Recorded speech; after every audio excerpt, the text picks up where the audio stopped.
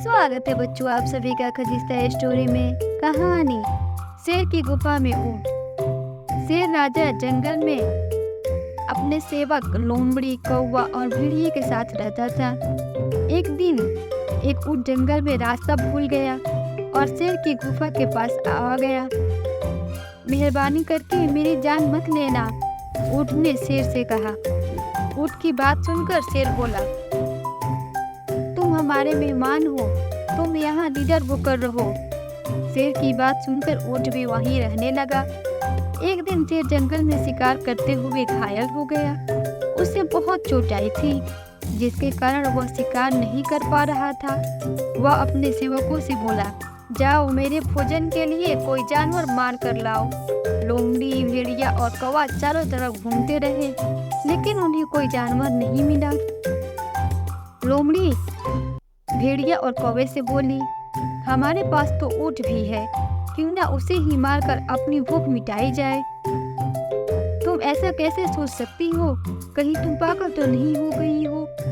क्या तुम्हें नहीं पता है कि महाराज ने उसकी जान बचाने का वादा किया है?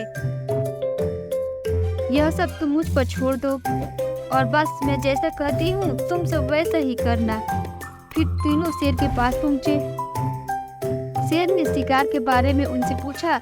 इस पर लोमड़ी ने कहा, महाराज हमें कोई जानवर नहीं मिला। ऐसा करे आप मुझे खाकर अपनी भूख मिटा लें, भले ही मेरे शरीर में बहुत सारे बाल हैं। शेर ने लोमड़ी को खाने से मना कर दिया।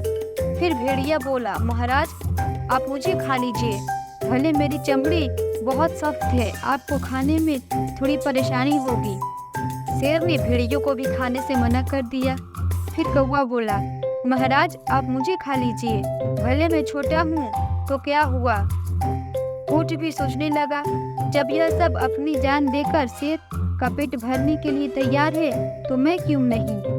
ऊंट बोला, महाराज इनमें तो कोई न कोई कमी है, पर मुझ में तो कोई कमी नहीं है।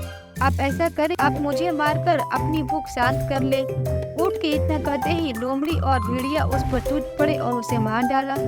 तो बच्चों हमें इस कहानी से यह सीख मिलती है कि धूर्तों के साथ जब भी रहें चौकन्ने रहें, इनकी चिकनी चुपड़ी बातों में कभी ना आए।